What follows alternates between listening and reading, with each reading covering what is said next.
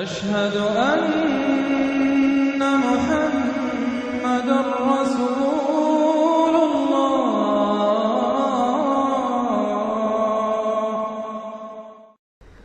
سورۃ القلم، اب یہ جو ہے سورہ ملک یہ منفرد ہے، جیسے سورہ قاف اس مجموعے میں منفرد تھی، باقی وہ 6 صورتیں جوڑوں کی شکل میں تھی۔ یہاں یہ کہ 3 سب گروپس آئیں گے، ایک منفرد 2 جوڑے، اب یہ جوڑے والی شکل ہے سورۃ القلم، اور پھر دوسری سورۃ الحاقہ۔ حاقہ میں آپ دیکھیں گے کہ انباء الرسل والی بات زیادہ نمایاں ہوگی، اور اس میں اس طرح کی کوئی بات نہیں۔ لیکن یہ سورہ نون اس اعتبار سے بہت اہم ہے کہ ابتدائی دعوت کا انداز جو محمد الرسول اللہ کا ہے وہ اس میں آیا ہے۔ اور ایک خیال یہ بھی رکھیے کہ اس کی پہلی 7 آیات کے بارے میں یہ خیال ہے بہت سے حضرات کا، جن میں میں بھی شامل ہوں، میں ان سے متفق ہوں، کہ یہ دوسری وحی ہے جو حضور پر ہوئی ہے۔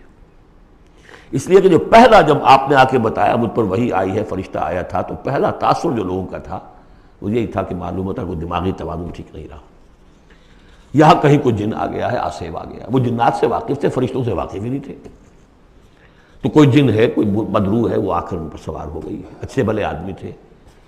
تو ایک ہمدردانہ انداز میں بھی کہا گیا، اور جو لوگ مخالفین تھے، ہر شخص کے ہوتے ہیں، انہوں نے اس کو ایک دوسرے انداز میں بھی بیان کیا۔ اس کا حضور پر فوری طور پر جو ہے، دیکھیے ابتدائی طور پر جب تجربہ ہوتا ہے تو اس کا صدمہ بہت شدید ہوتا ہے۔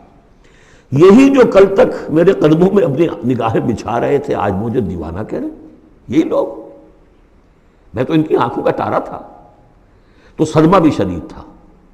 اس صدمے میں یہ آیتیں اتری ہیں حضور کی دلجوئی کے لیے۔ بسم اللہ الرحمن الرحیم، نون والقلم وما یسطرون۔ یہ آخری اور تیسری صورت ہے جو ایک حرف سے شروع ہوئی ہے، نون سے۔ سورہ قاف، سورہ صاد ہم پڑھ چکے ہیں۔ قسم ہے قلم کی اور جو کچھ یہ لکھتے ہیں، یعنی جو بھی انسان کا علمی ذخیرہ آج تک کا ہے وہ اس پر گواہ ہے۔ کس پر؟ ما انت بنعمت ربک بمجنون، کہ اے محمد آپ اپنے رب کے فضل و کرم سے مجنون نہیں۔ بھلا مجنون ایسے ہوتے جنہوں نے کہا جھک ماری، جنہوں نے کہا حماقت کا ثبوت دیا۔ ایسی پاک اور صاف زندگی، ایسی طہارت والی زندگی، پاکیزگی والی زندگی، ایسے بلند اخلاق، ما انت بنعمت ربک بمجنون، آپ ان لوگوں کے کہنے کا آپ اتنا اثر نہ لیجئے، آپ اپنے رب کے فضل و کرم سے کوئی مجنون نہیں ہے۔ وَإِنَّ لَكَ لَأَجْرًا غَيْرَ مَمْنُونٍ، اور یقیناً آپ کے لیے تو وہ اجر ہے کہ جو غیر منقطع ہے، جس کا سلسلہ کبھی ختم ہی نہیں ہوگا۔ وَإِنَّكَ لَعَلَىٰ خُلُقٍ عَظِيمٍ، اور آپ تو ہیں خلق عظیم کے اوپر فائز ہیں۔ معراج انسانیت پر تو حضور پہلے ہی فائز تھے۔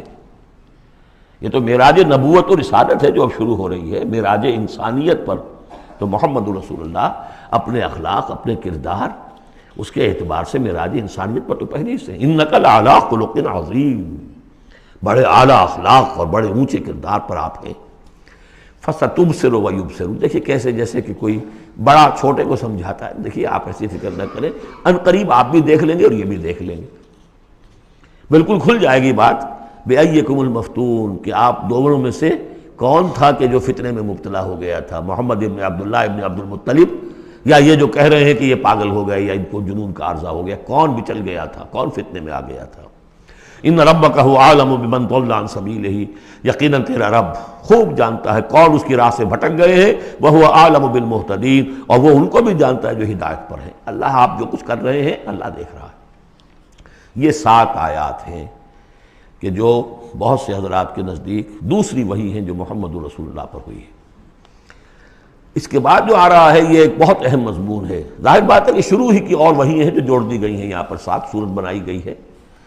فَلَا تُطِعِ الْمُكَذِّبِينَ وَدُّوا لَوْ تُدْهِنُ فَيُدْهِنُونَ، اے نبی آپ ان جھٹلانے والوں کی باتوں پر دھیان نہ دیجیے گا، ان کے مشوروں کے پر توجہ نہ کیجیے گا، ان کی باتوں میں نہ آ جائیے گا۔ یہ تو چاہتے ہیں کہ ذرا سے آپ ڈھیلے پڑیں وہ بھی ڈھیلے پڑ جائیں۔ باطل جو ہے، باطل دوئی پسند ہے، حق لا شریک ہے۔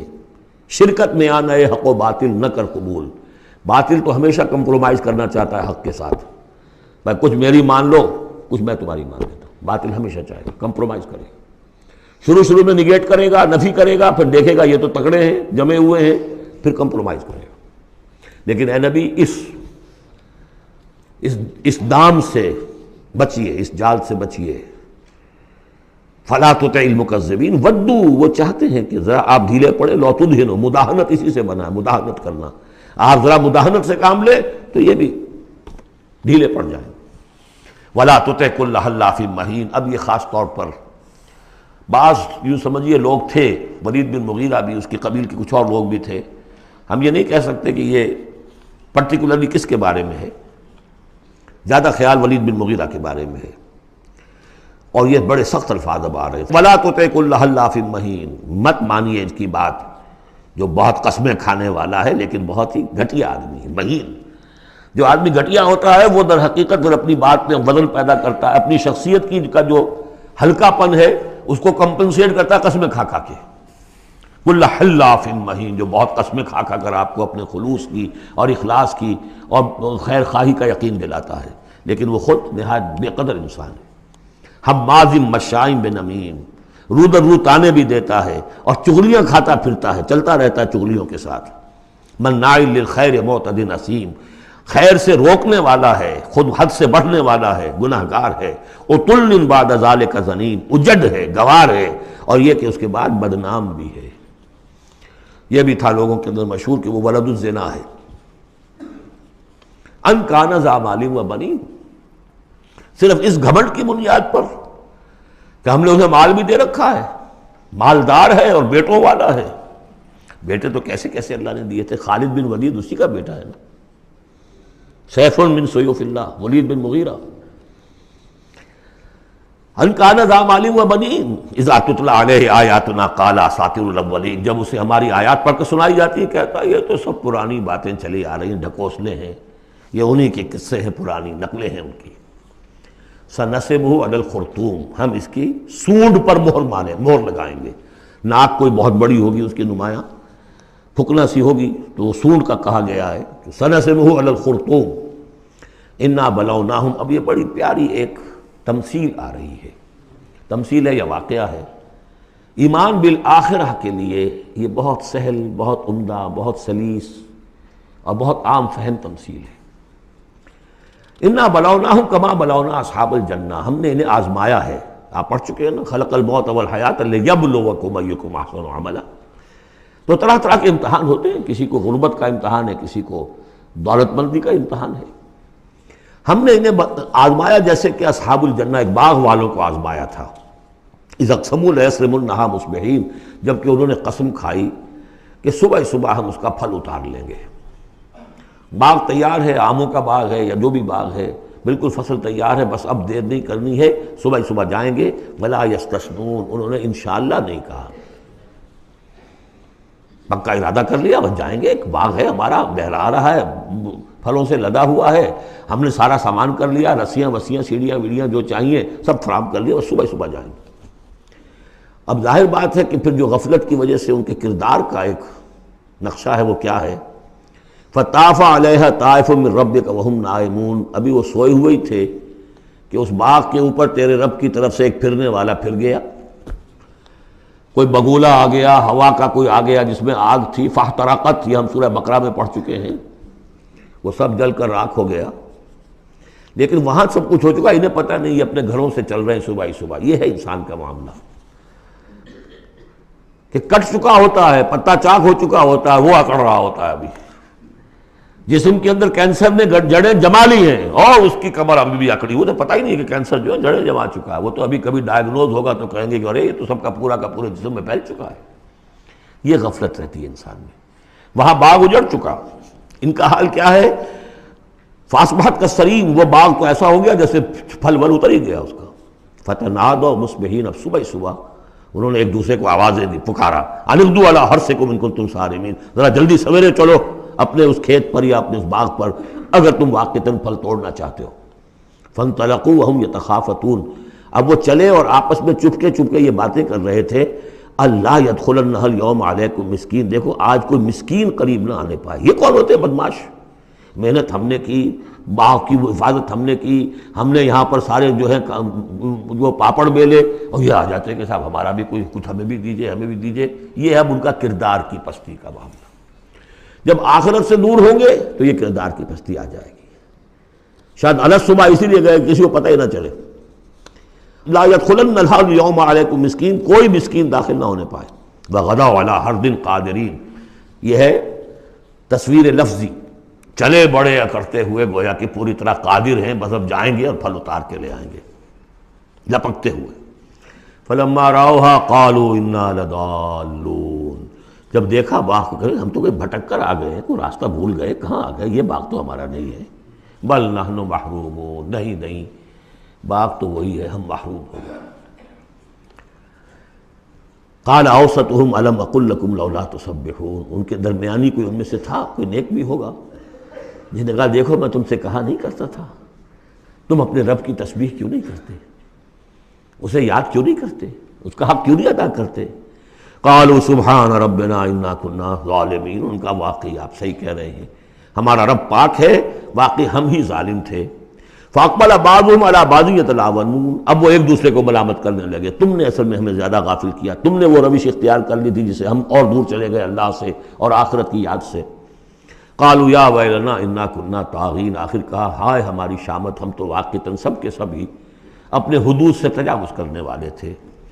عسى ربنا يبدلنا خيرا منها، امید ہے ہمارا رب اس سے بہتر ہمیں دے دے گا، اگلے سال پھر جو فصل آئے گی ہم باغ کے اوپر محنت کریں گے وہ دے دے گا. انا الى ربنا راغبون، اب ہم پورے، اب دیکھیں رغبہ الى ربنا راغبون، ہم راغب ہیں اپنے رب کی طرف، اب ہم توجہ کرتے ہیں، توبہ کرتے ہیں پوری طریقے سے، اب جو سارے حقوق اللہ کو ادا کریں گے. عسى ربنا يبدلنا خيرا منها انا الى ربنا راغبون، الہ کے ساتھ رغبت یہ ہے وَمَنْ يَرْغَبُ عَنْ مِلَّةِ إِبْرَاهِيمَ إِلَّا مَنْ سَفِهَ نَفْسَهُ، یہ ہم پہلے پارے میں پڑھائے تھے. لفظ ایک ہے رغبت، الہ کے معنی کچھ اور ہے اور ان کے معنی کچھ اور ہو جائے گا، بالکل برعکس. اب جو اصل جملہ آیا ہے یہ ہے جسے ہم جب کہانیاں پڑھتے تھے کہ یہ کہانی ہے، this is the moral lesson of this story. Moral lesson کیا ہے؟ كَذَلِكَ الْعَذَابُ وَلَعَذَابُ الْآخِرَةِ أَكْبَرُ لَوْ كَانُوا يَعْلَمُونَ، اس طرح آتا ہے عذاب، اور یہ تو بڑا چھوٹا سا عذاب ہے. دنیا میں محنتیں ضائع ہو گئی ایک سال کی، اگلے سال توقع ہے کہ شاید دوبارہ توبہ کر لو، رجوع کر لو اور اللہ کا بھی حق ادا کرو، اللہ پوری تمہیں فصل دے دے. آخرت کے عذاب وہ ہے بہت بڑا. ایک دفعہ جب آنکھ کھلی گل کی تو موسم تھا خزاں کا، اور پھر واپس لوٹنے کا کوئی امکان نہیں، پھر توبہ کی کوئی شکل نہیں. كَذَلِكَ الْعَذَابُ وَلَعَذَابُ الْآخِرَةِ أَكْبَرُ لَوْ كَانُوا يَعْلَمُونَ، کاش کہ انہیں معلوم ہو. ان للمتقین عند ربہم جنات النعیم، اس کے برعکس جو اب متقی بندے ہیں ان کے لیے ان کے رب کے پاس نعمت والے باغات ہیں. افنجعل المسلمین کالمجرمین، کیا ہم اپنے فرما برداروں کو مجرموں کے برابر کر دیں گے؟ یعنی اگر باعث بادل موت نہیں ہے تو پھر تو مجرم اور مسلم برابر ہو گئے. ایک نظم شاید آپ نے بھی پڑھی ہو، ڈیتھ دی لیولر، موت تو آ کر سب کو برابر کر دیتی ہے. چاہے کوئی محل میں رہتا تھا بہت اور وہ بڑے گدیلے نرم مخملی، اور خواہ کوئی چٹائی کے اوپر یا ننگی زمین کے اوپر کہیں سوتا تھا اینٹ اپنے سر کے نیچے رکھ کر، موت کے بعد تو سب کا ایک ہی حشر ہے، ڈیتھ دی لیولر. لیکن ڈیتھ دی لیولر اگر اخلاقی لیول پر بھی ہو تو بڑا ظلم ہے. افنجعل المسلمین کالمجرمین ما لکم کیف تحکمون، تمہیں کیا ہو گیا ہے، تمہاری مت ماری گئی ہے، کیسا حکم دے رہے ہو، کیسی رائے بنا رہے ہو؟ دنیا میں کوئی حکومت ہوتی ہے جو اپنے باغیوں کو اور وفاداروں کو برابر رکھے؟ افنجعل المسلمین کالمجرمین ما لکم کیف تحکمون ام لکم کتاب فیہ تدرسون، کیا تمہارے پاس کوئی کتاب ہے جس میں تم نے پڑھا ہو کہ کوئی آخرت و آخرت نہیں ہے؟ ان لکم فیہ لما تخیرون، کہ تمہیں آخرت میں وہ سب کچھ مل جائے گا جو تم پسند کرو گے. ام لکم ایمان علینا بالغہ، کیا تم نے ہم سے کوئی قسم لے رکھی ہے جو ہمارے اوپر پوری اترنے والی ہو الی یوم القیامہ، قیامت کے دن تک. ان لکم لما تحکمون، کہ تمہیں وہ سب کچھ مل جائے گا جو تم چاہو گے. سلہم ایہم بذالک زعیم، اے نبی ذرا ان سے پوچھئے کہ کون ہے کہ جو اس کی کا ذمہ لیتا ہو. ام لہم شرکاء، کیا ان کے کوئی شریک ہے جو وہاں بچا لیں گے؟ فلیاتوا بشرکائہم ان کانوا صادقین، تو لائیں اپنے شریکوں کے اگر سچے ہیں. یوم یکشف عن ساق ویدعون الی السجود، جس دن کے پنڈلی کھولی جائے گی. آیات متشابہات، کوئی شان ہے میدان حشر کا، کوئی مرحلہ ہے جس میں اللہ کی کوئی تجلی ہے خاص جو ظاہر کی جائے گی، اور وہ بھی ایک چھلنی ہے لگانے کے لیے. جو دنیا میں صاحب ایمان تھے، نمازیں پڑھتے تھے، سجدے کرتے تھے، وہ فوراً اس تجلی کو دیکھتے ہی سجدے میں گر جائیں گے، اور جو دنیا میں اکڑے رہتے تھے، ان کی گردنیں اکڑی رہتی تھی، سجدے نہیں کرتے تھے، وہ چاہیں گے سجدہ کرنا، کر نہیں سکیں گے، چھلنی لگ جائے گی۔ اب وہ تجلی کون سی اللہ کی؟ یکشف عن ساق، اللہ کی پنڈلی کھولی جائے گی، واللہ عالم۔ وَيُدْعَوْنَ إِلَى السُّجُودِ، اور پکارا جائے گا سجدہ کرو اللہ کو، فَلَا يَسْتَطِيعُونَ، یہ سجدہ نہیں کر سکیں گے۔ خَاشِعَةً أَبْصَارُهُمْ، ان کی نگاہیں زمین میں گڑی رہ جائیں گی۔ ترہقہم ذلہ، ان کے چہروں پر سیاہی پھیل جائے گی۔ وَقَدْ كَانُوا يُدْعَوْنَ إِلَى السُّجُودِ وَهُمْ سَالِمُونَ، ان کو پکارا جاتا تھا سجدہ کرنے کے لیے اللہ کے سامنے، جبکہ یہ ثابت و سالم تھے، صحیح تھے، اس وقت یہ سجدہ نہیں کرتے تھے۔ آج کرنا چاہیں گے تو کرنے نہیں دیا جائے گا۔ فَذَرْنِي، اب یہ انداز دیکھ لی جو میں نے کہا تھا شروع کی صورتوں میں، تو اے نبی چھوڑیے مجھے، وَمَن يُكَذِّبُ بِهَذَا الْحَدِيثِ، جو اس قرآن کا اور جو آپ وہی پیش کر رہے ہیں، جس کی تکذیب کر رہے ہیں، ذرا چھوڑیے مجھے اور ان کو، میں ان سے نبٹ لوں گا۔ ان کے بارے میں آپ زیادہ تشویش میں مبتلا نہ ہوں، ان کی باتوں سے زیادہ اثر نہ لیں، دلگیر نہ ہوں، دل گرفتہ نہ ہوں، رنجیدہ نہ ہوں۔ ذرنی ومن یکذب بہذا الحدیث سنستدرجہم من حیث لا یعلمون، ہم انہیں سہج سہج رفتہ رفتہ لے آئیں گے جہاں سے کہ انہیں گمان بھی نہیں ہوگا۔ یہ کیا استدراج کہلاتا ہے یہ علماء کی زبان میں، یہ جب چونکہ اصطلاحات جب گفتگو ہوتی ہے۔ مولانا حسین احمد مدنی رحمۃ اللہ علیہ نے قیام پاکستان کے بارے میں یہ الفاظ استعمال کیے تھے، ہو سکتا ہے یہ استدراج ہو۔ استدراج کیا ہوتا ہے کہ کوئی شخص غلط کار ہے، غلط راستے پر جا رہا ہے، اور کوئی اس کو اللہ تعالیٰ اور نواز دیتا ہے، وہ سمجھتا ہے میں تو بڑا کامیاب ہوں، پھر اور اپنی غلطی کے اندر بڑھتا چلا جا رہا ہے، بڑھتا چلا جا رہا ہے، بڑھتا چلا جا رہا ہے، پھر ایک ہی جھٹکا ہوتا ہے اور اللہ کام ختم کرتا ہے۔ استدراج ہے درجہ درجہ، درجہ بدرجہ، اور اس کی رسی ڈھیل دے کر، اور اسے دنیا میں کامیابیاں دے کر، تاکہ اور خوب سے باطن پورا ظاہر ہو جائے، اور وہ شدید سے شدید تر عذاب کا مستحق بن جائے، وہ استدراج ہے۔ ہم انہیں درجہ بدرجہ استدراج اس کے ذریعے سے لے آئیں گے، من حیث لا یعلمون، جس کا انہیں اندازہ بھی نہیں ہوگا۔ وَأُمْلِي لَهُمْ، اور میں ان کو ڈھیل دوں گا، مہلت دوں گا۔ ان قیدی متین، میری تجویز، میری چال بہت مضبوط ہے۔ جیسے میں نے بارہا مثال دی ہے کہ اگر مچھلی کے حلق میں کانٹا پھنس گیا تو اب وہ شکاری ڈھیل دے رہا ہے، جائے گی کہاں؟ کانٹا تو لگا ہوا ہے۔ اسی طریقے سے املی لہم ان قیدی متین، اس کو میں چونکہ کہہ بیٹھا ہوں، اس کو تو میں زیادہ بیان کر دوں آپ سے کہ اصل میں 1946 میں مولانا مدنی رحمۃ اللہ علیہ چونکہ رمضان مبارک ہمیشہ کرتے تھے سلہٹ میں، سن 46 کے رمضان میں انہوں نے کہہ دیا تھا کہ ملأ اعلیٰ میں پاکستان کے قیام کا فیصلہ ہو چکا ہے، اس لیے کہ وہ ہم لیلۃ القدر کے اندر فیہا یفرق کل امر حکیم، تمام معاملات طے ہو جاتے، ایک سال پہلے طے ہو چکا ہے، اگلی سال کے لیلۃ القدر میں پاکستان قائم ہو گیا۔ لیکن ظاہر بات ہے کہ مولانا مدنی قیام پاکستان کے مخالف تھے، تو اب ان کے کچھ عقیدت مندوں نے کہا کہ اگر یہ بات ملأ اعلیٰ کا یہ فیصلہ اگر آپ پر منکشف ہو گیا ہے، کشف ہو گیا ہے آپ کو، تو ہم کیا کر رہے ہیں، ہم پھر مخالفت کیوں کر رہے ہیں؟ تو انہوں نے جواب میں یہ کہا تھا کہ یہ معاملہ ہے تکوینی، اللہ نے جو فیصلہ کیا ہے، کیوں کیا ہے، یہ ہم نہیں جانتے۔ ہمیں دیکھنا ہے دنیا میں اپنے معاملات کو اپنی عقل سے کام لے کر، ان السمع والبصر والفؤاد کل اولئک کان عنہ مسئولا، ہمیں یہ دیکھنا ہے کہ مسلمانان ہند کے لیے کون سی تجویز بہتر ہے، صحیح تر ہے، اور ہمیں اس پر عمل کرنا ہے۔ تکوینی معاملہ ہے، ہو سکتا استدراج ہو کہ مسلمانوں میں سے کچھ لوگوں نے جو غلط روش اختیار کی ہے، اللہ اور ڈھیل دے کر ان کے لیے کوئی بڑا عذاب لانے والا ہو۔ اور واقعہ یہ ہے کہ ایک بڑا عذاب ہم پر سن 71 میں آ گیا تھا، لیکن کچھ پتہ نہیں دوسرا عذاب افسر پر آیا کھڑا ہو، لیکن اس کا سبب میرے نزدیک قیام پاکستان نہیں ہے، بلکہ اس کے بعد کا جو ہم نے طرز عمل اختیار کیا وہ ہے۔ تو یہ استدراج کے حوالے سے میں نے یہ وضاحت کر دی۔ ام تسلہم اجرا فہم من مغرم مثقلون، یہ سورہ طور میں یہ آیتیں جو کہ تو آ چکی ہیں۔ اے نبی کیا آپ ان سے کوئی اجرت طلب کی ہے؟ آپ نے بل تو نہیں بہت بڑا دے دیا ان کو کہ میں نے اتنی تمہیں جو تبلیغ کی ہے تو یہ میرا بل ہے؟ ام تسلہم اجرا فہم من مغرم مثقلون، کہ اس کے تاوان تلے دبے جا رہے ہیں یہ۔ ام عندہم الغیب فہم یکتبون، یا ان کے پاس غیب کا علم ہے جسے یہ لکھ رہے ہوں۔ فاصبر لحکم ربک، اے نبی صبر کیجئے، اور یہاں صبر کے بعد لام ہے، لحکم ربک، انتظار کیجئے اپنے رب کے حکم کا۔ اور یہاں نوٹ کر لیجئے آگے آ رہا ہے حضرت یونس علیہ السلام کا معاملہ۔ ان سے بس یہی خطا ہوئی تھی کہ اپنی قوم کے کفر اور مخالفت اور عناد سے غصے میں بھر کر، حمیت حق کا غصہ تھا، غیرت حق کا غصہ تھا، اللہ سے کوئی غصہ نہیں تھا معاذ اللہ۔ یہ کچھ مترجمین ادھر چلے گئے، اللہ سے ناراض ہو کر ذہب مغاضبا معاذ اللہ معاذ اللہ معاذ اللہ۔ ان کی بد کرداری اور ان کی مخالفت سے بد دل ہو کر غصے میں بھر کر چلے گئے، انتظار نہیں کیا اللہ کے حکم کا۔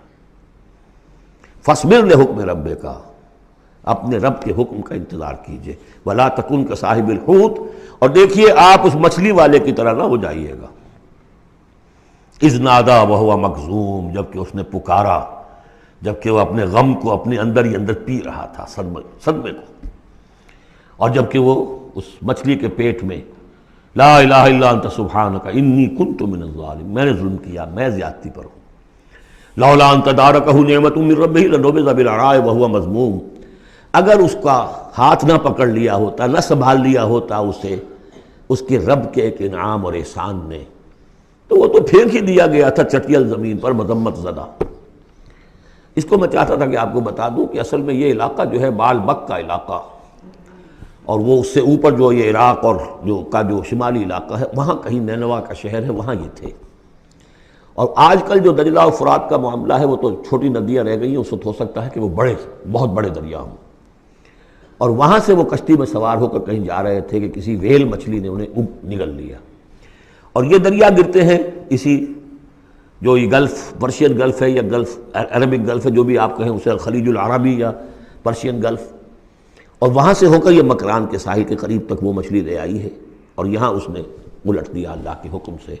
تو وہ جو میں بتا چکا ہوں آپ کو احمد الدین مارہروی کے حوالے سے کہ ایگین یقطین کا درخت اللہ نے وہاں اگا دیا، وہ سارا کام وہ نعمت ہے، لولا ان تدارکہ نعمت من ربہ لنبذ بالعراء وہو مذموم فاجتباہ ربہ فجعلہ من الصالحین، تو اس کے رب نے پھر اس کو نواز دیا، پسند کر لیا، اور اسے پھر صالحین میں سے کر دیا۔ وہیں یکاد الذین کفروا، یہاں پر یہ نوٹ کر لیجئے کہ یونس ابن متی یہ جو ہے ان کے بارے میں حضور نے فرمایا مجھے ان پر بھی فضیلت مت دو، اور ہم جو ہیں وہ سارا جو ہے زور ہی اس پر صرف کر دیتے ہیں، وہ افضل ہیں، لیکن حاجت مشاطہ نہیں، صورت دل آرام را، ان کی کوئی ضرورت نہیں ہے، دنیا جانتی ہے، آج پوری دنیا مان رہی ہے۔ اگر مائیکل ہارٹ کہہ رہا ہے on top of the list a selection and gradation of the 100 most influential personalities of the world, human history, and putting Muhammad on top, تو جادو وہ جو چڑھ کر بولے گا خود بولے گا۔ إِن يَكَادُ الَّذِينَ كَفَرُوا لَيُزْلِقُونَكَ بِأَبْصَارِهِمْ لَمَّا سَمِعُوا الذِّكْرَ وَيَقُولُونَ إِنَّهُ لَمَجْنُونٌ۔ یہ سورت کا ابتدائی اور سورت کی انتہا یہاں پہ آ کر جڑ گئی ہے، اور یہ بھی سمجھ میں آ گیا نون سے کیوں شروع ہوا۔ یہ نون کہتے ہیں مچھلی کو، ذَنُّونِ الذَّهَبَ مُغَاضِبًا، مچھلی ہی کا معاملہ، حضرت مچھلی والے کی بات پر صورت ختم ہو رہی ہے، اور یہ لوگ تو تلے ہوئے اس پر ہے نبی صلی اللہ علیہ وسلم، لَيُزْلِقُونَكَ بِأَبْصَارِهِمْ کہ آپ کو وہ پھسلا دیں گے، آپ کے قدموں میں تزلزل پیدا کر دیں گے اپنی نگاہوں سے گھور کر۔ لما سمعوا الذکر، جب یہ سنتے ہیں، جب آپ اللہ کا کلام انہیں سناتے ہیں تو ایسے گھورتے ہیں۔ اور یہ بھی آتا ہے کہ اس کے لیے باقاعدہ انہوں نے یہ عاملین جو ہوتے ہیں، جو اپنی وہ جو قوت ارادی کو مجتمع کر لیتے ہیں اپنی آنکھوں میں، مشق کرتے ہیں، اس کی ایکسرسائزز ہیں کہ پھر وہ کسی کو دیکھتے ہیں تو وہ آنکھوں کی تاب نہیں لا سکتا، ان کے کوئی شخص آنکھیں چار نہیں کر سکتا ان سے، تو ان کو بھی بلا کر جو ہے باقاعدہ حضور کے اوپر ان کی یہ جو ہے وہ کوشش کی گئی کہ اسی کے ذریعے سے حضور، اصل بات تو یہ تھی کہ حضور کی جو قوت ارادی ہے اسے کسی طرح کل کر دیا جائے کہ وہ چھوڑ بیٹھے اس کام کو، بس اس کے لیے سارے حربے انہوں نے آزمائے۔ وَإِن يَكَادُ الَّذِينَ كَفَرُوا لَيُزْلِقُونَكَ بِأَبْصَارِهِمْ لَمَّا سَمِعُوا الذِّكْرَ وَيَقُولُونَ إِنَّهُ لَمَجْنُونٌ وَمَا هُوَ إِلَّا ذِكْرٌ لِّلْعَالَمِينَ، اور نہیں ہے وہ، ہوا قرآن کے لیے بھی اور حضور کے لیے بھی، یہ تو ایک نصیحت ہے، یاد دہانی ہے۔ حضور اپنی ذات میں بھی تو یاد دہانی ہے، اپنی ذات میں قرآن مجسم ہے، جیسے کہ ام المومنین حضرت عائشہ صدیقہ رضی اللہ تعالیٰ عنہ نے فرمایا کان خلق القرآن۔ صلی وسلم